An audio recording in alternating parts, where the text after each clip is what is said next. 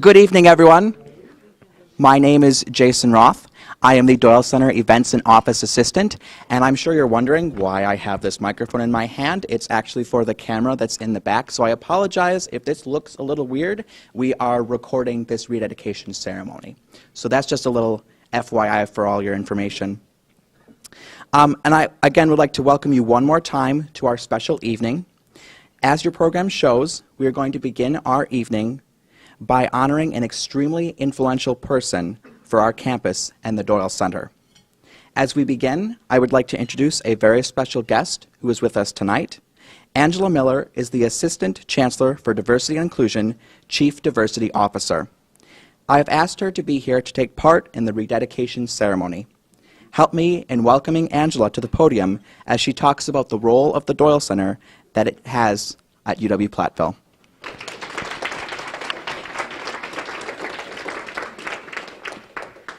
So welcome. Thank you all for coming and joining us this evening. I also want to echo, I know Emily already kind of shared, but I really think that Jason's energy, time, and effort on this, especially as a student worker, is just really special and exceptional.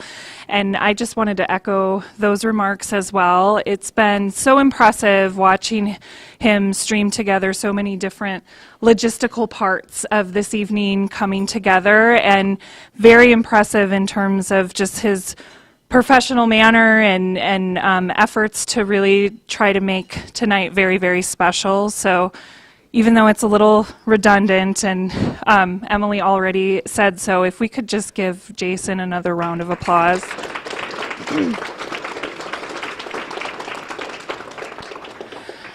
I also wanted to take a moment to recognize Emily in this space as well. Emily Steyer is our new campus climate coordinator, and one of the roles that, well, she probably anticipated when she accepted the campus climate coordinator role, but she has served in throughout the remainder of this semester is really helping the Doyle Center still move forward with the vacancy of the coordinator. And I promise you the volume of work that comes through campus climate and coupling that with helping the Doyle Center continue to move forward is an excessive amount of things to really manage and carry. And I'm just so appreciative of Emily's efforts and commitment to detail and positive energy and moving that forward. I think for anyone that could be a moment of wanting to just cry about the amount of work that really is coming through, and she's just been exceptional in terms of her positive energy and helping things move forward. So if we could also give Emily a round of applause.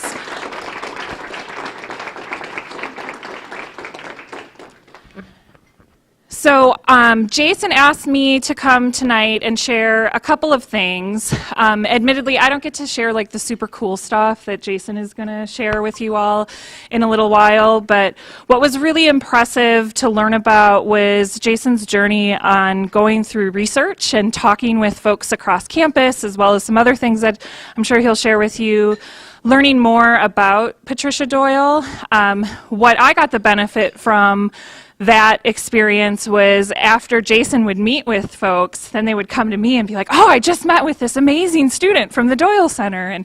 And then I got to hear all the stories and the fun things that folks were sharing with Jason. So I'm really excited to see how that translates into a presentation. I think it's really important that we have this time and space together tonight. I think it's critically important that we recognize the namesake of the center and have a moment and a time and space as community to understand more about where that's from and what was the work of Patricia Doyle and how did that move things forward, how did that really get us to the space that we're in today. Where I'm from, when someone gives a namesake to someone, it's truly an incredible honor and has so much to do with honoring and recognizing the energy and the time that someone really has contributed to the purpose and the mission of a space. And I believe wholeheartedly that that's playing out in the Patricia Doyle Center as well. So I'm really excited that we came together as community tonight to think about that, to reflect on that, and to learn and grow from that together. I also just want to recognize how critical the Doyle Center as a space on campus in general is. So we have had evolutions of what the Doyle Center has been on campus. One of my talking point remarks was to share a little bit about my own personal experience of seeing that evolution. I have only been on campus for 8 years. For me, that makes me feel very new, because I know there's some folks who have contributed a significant amount of their time and their working life in the Doyle Center, and probably have personal memories about Patricia Doyle and about the evolution of that center. So bear with me, I got 8 years to work with in terms of my experience and what that looks like. For me, I think 2014 was really an important year to recognize with the Doyle Center in terms of really intentionally enhancing the scope. So formally, very specifically, the Doyle Center was designated as a women's center, and we expanded that scope in 2014 to include gender and sexuality. The reality, though, is before 2014, the Doyle Center was absolutely a strong ally and support for our LGBTQ+ communities, but made it intentionally so in that namesake in 2014. And I think that that's important to acknowledge. It's important to see how that evolution has continued to grow.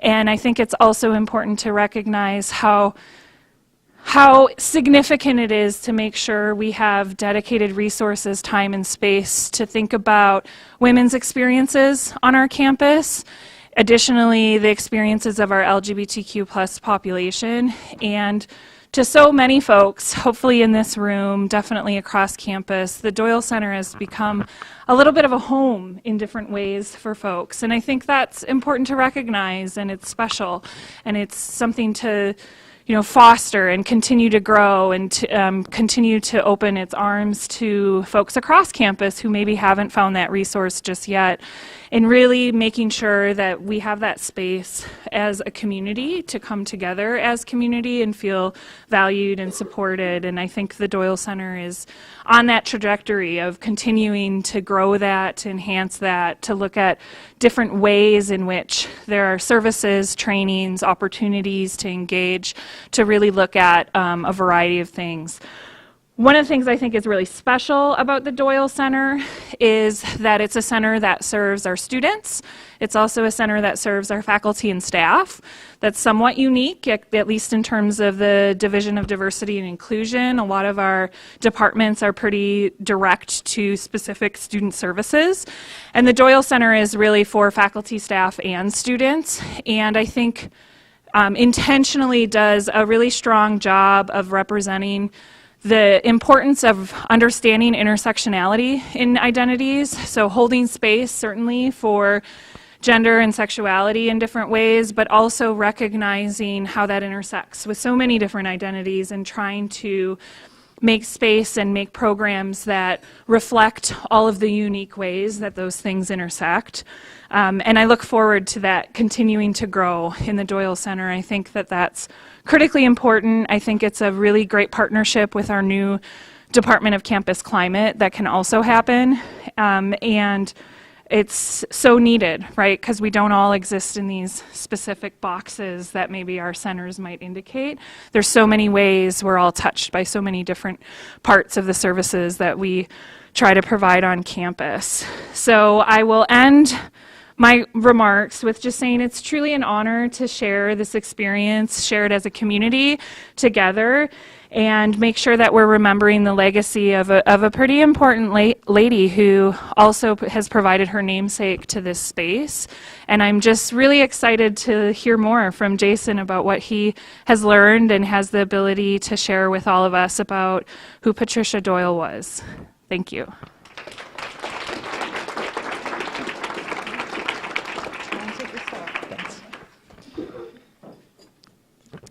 Thank you again, Angela. I appreciate you being here today and your continued guidance over our department. So now I'm going to go ahead and I'm going to go and get into the presentation. I would like to note that Patricia has done a lot and means a lot to me, even though I never got to meet her, and I'm already emotional tonight, so I have tissues just in case. I want to start by just having people shout out what they think when they hear the words Doyle Center. Comfort. What else? Home. Family. Safe. Safe, yeah. Anything else? Gay. We could say LGBTQ plus, right? Now, when I think of the Doyle Center, I think of the community that we provide, and I think of the support that we give our students and our allies here on campus. But I also think of Patricia Doyle. The center was dedicated in 1995. But how much do we actually know of her? I know for a fact I didn't know much. In fact, when you walk into the Doyle Center, there isn't really a display or anything that explains who she is. The only thing that I could find was this obituary. This obituary is something that Emily was given a few years ago, and I want to read one specific part to you. It says, since 1988, Patricia was the assistant to the Chancellor for Affirmative Action and Women's Services at the University of Wisconsin-Platteville. She has been employed at UW-Platteville since 1981, where she has also held the positions of Affirmative Action Officer, Women's Center Director, and Language Arts Coordinator. So she obviously held a lot of very important and influential roles here on campus. And later on, there's literally a whole list of different task forces and director roles and things that she was a part of on campus. And after you read this obituary, you just get goosebumps. You're like, holy cow, what an influential woman this is. And after I had read this was almost a year ago, I kind of forgot about this. I put this away. I said, I'm going to do something about Patricia Doyle, but it's definitely not a high priority at this point. So, like I said, I put this away for about a year, and then Emily got her role as Campus Climate Coordinator, so I started cleaning out the coordinator office to prepare for the new coordinator. And when I did, I found this obituary again. I got goosebumps again. I was like, oh yeah, this is that influential woman that I read about a year ago. Except this time, I didn't forget about her. I kept thinking to myself, well, how in the world, how did I forget about this very important and influential woman? Why did I just put this to the wayside? And it was also at this time that I was given a research task for a class that I'm in, American Women History. I had to research an influential woman who lived here in southwest Wisconsin. And it was like the stars aligned. It was like someone was telling me, this is the time, we need to learn about Patricia. This person needs to be known. And so I embarked on this journey. I did most of my research at the Southwest Wisconsin Room, which is our archives. I've also been able to interview quite a few people, including Provost Wilson. She's unfortunately not with us today. But there have been some amazing stories that I've been able to hear. So first, I just want to start with a basic introduction of Patricia Doyle. And you'll note that I say Pat Doyle, because although her name was Patricia Doyle, she always went by Pat, and I will for now on as well. She was born on September 8th, 1948 in Hazel Green, Wisconsin, so she is definitely a local person. She got a few different degrees. She started with a Bachelor of Arts in 1971 from UW-Madison, and then she got 2 masters here at UW-Platteville. She also served as a guidance counselor in Elizabeth, Galena, and Monticello. She then, in 1981, became the Language Arts Coordinator here at UW-Platteville. That is a position that was in SSS Trio. I just learned that today, actually. So before being in the Women's Center position, she worked with Trio here on campus, and that's really cool. Now, I want to share a few things specifically about Pat Doyle that she wrote about herself, because at the time, for whatever reason, she had listed in her resume her personal information and career objectives. I don't know if that was a common practice to do in the 80s. People are nodding their heads yes. I think that's very weird, but I was not around in the 80s. And you can see she has some really cool special interests, some basic things like she really loves computers and wellness, but she also is very interested in learning and education and knowledge and how to approach education and how to create education. She was a very educated person and she wanted to continue that education. Now, she also listed career objectives. And the career objectives are great, but I want to focus specifically on number 2. It says, for me, the ideal position would be one where I am involved in educational activities, preferably with needy but appreciative students. And I think she summed up higher education perfectly. And we still have that today at the Doyle Center, and I'm sure many other departments around campus do as well. So not only was she very educated rather, and very knowledgeable, but she also knew how to have some fun. So I want to take a step back and talk a little bit about the Women's Center. The Women's Center was formed in 1977. Basically what happened is there was a grad assistant and some students, and they said, we need a space to feel safe. So the university gave them $100, and with that $100, they had to provide support, a library, and programming. And if you know anything about the Doyle Center, these are 3 of our strongest points today. We offer amazing support for our LGBTQ students and allies. We have a fantastic resource library that has movies and books and all sorts of different media. And we have amazing events like this. So even though it went through some trials and tribulations, these 3 founding points are some of our strongest points today, and that's really cool for us to see. Now, as I said, there wasn't a director or coordinator who was overseeing this. It was just a grad assistant. And so it couldn't thrive, much less survive. It ended up closing its doors in 1981 and then reopened again in 82. The Women's Studies program met and said, this cannot happen again. We need a space here for women. So the Women's Studies program met in 83, and they created a proposal for a brand new Women's Center. And in this proposal, it included the duties of a director. And there was definitely some backlash at first, but eventually in 1984, it was approved, and a search and screen began for the first Women's Center director. Pat was obviously one of those people who applied. And normally, and I say normally, when you apply, you provide a cover letter and a resume. Pat decided to do more than that. Since she had already worked on campus, decided to email the Search and Screen Committee, and she listed out her goals and her dreams and her ambitions for the Women's Center. And she literally says in her email, while I don't think that's traditional to include an outline in a letter of application, I believe that doing so in this way, I can share my ideas in the most efficient manner.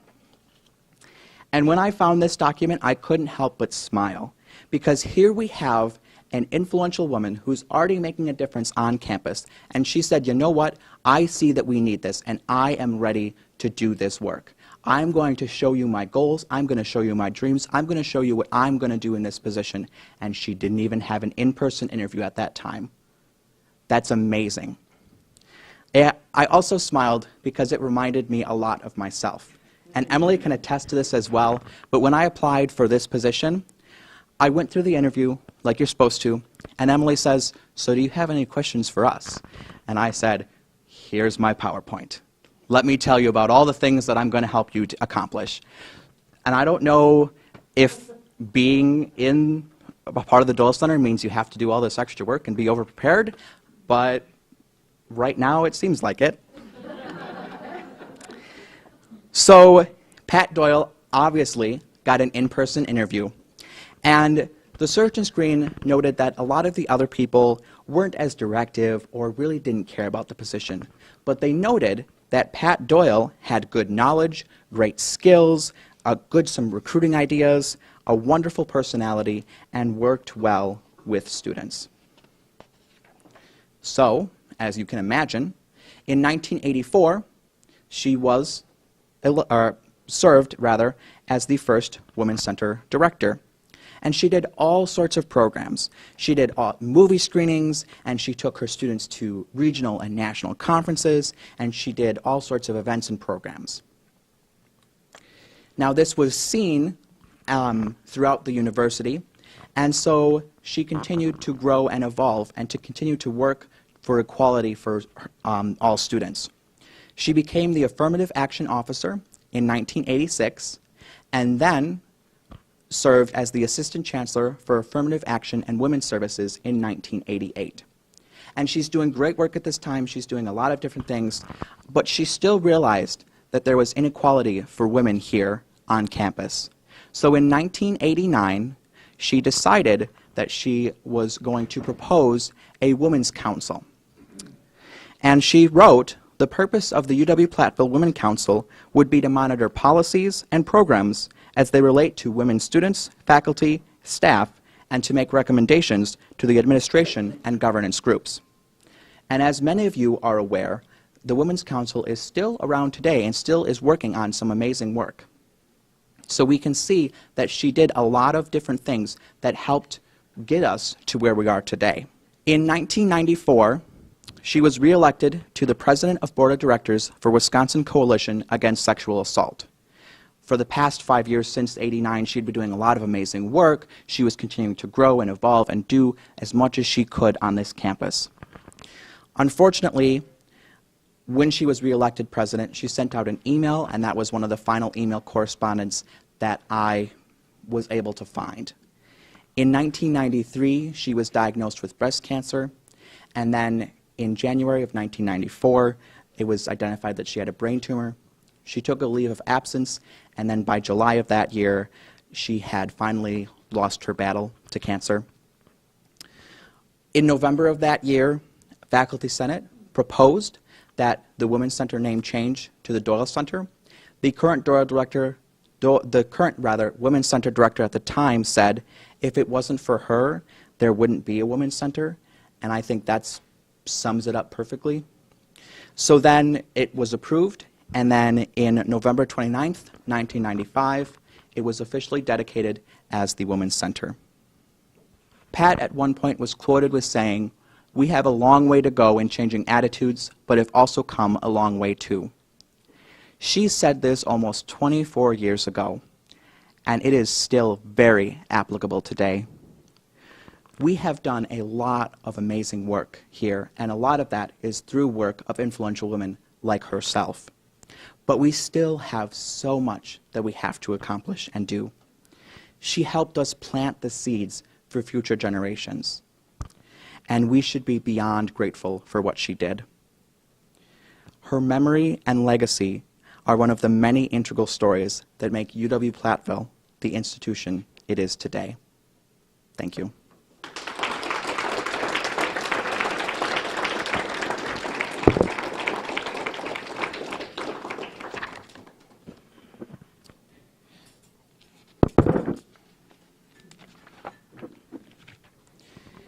It is because of the work of Pat Doyle that the Doyle Center was dedicated to her in 1995. It is my hope that by rededicating the Doyle Center to Patricia Doyle with a plaque to honor her, that she will never be forgotten. This plaque that will forever hang in the Doyle Center reads, "Patricia A. Pat Doyle served in many roles during her time at UW-Platteville. She revitalized the Women's Center in 1984 and served as the Assistant Chancellor for Affirmative Action and Women's Services from 1988 until her untimely death in 1994. While employed at UW-Platteville, she served as President of the Board of Directors for the Wisconsin Coalition Against Sexual Assault, as a member of the Advisory Board of Family Advocates, and on many other roles as directors and task forces. She also was responsible for forming UW-Platteville's Women's Council in 1989 to ensure that women had equal opportunity at UW-Platteville. The UW-Platteville Women's Center was dedicated to Patricia A. Doyle on November 29, 1995. In honor of Patricia and all of her work in making UW-Platteville's campus a better and safer place for students, the center keeps this dedication as it expands its mission and shall henceforth be called the Patricia A. Doyle Center for Gender and Sexuality. It is on this day, the 13th of May, 2019, that the University of Wisconsin-Platteville officially rededicates the Gender and Sexuality Center to Patricia A. Doyle. May her legacy live on for generations to come.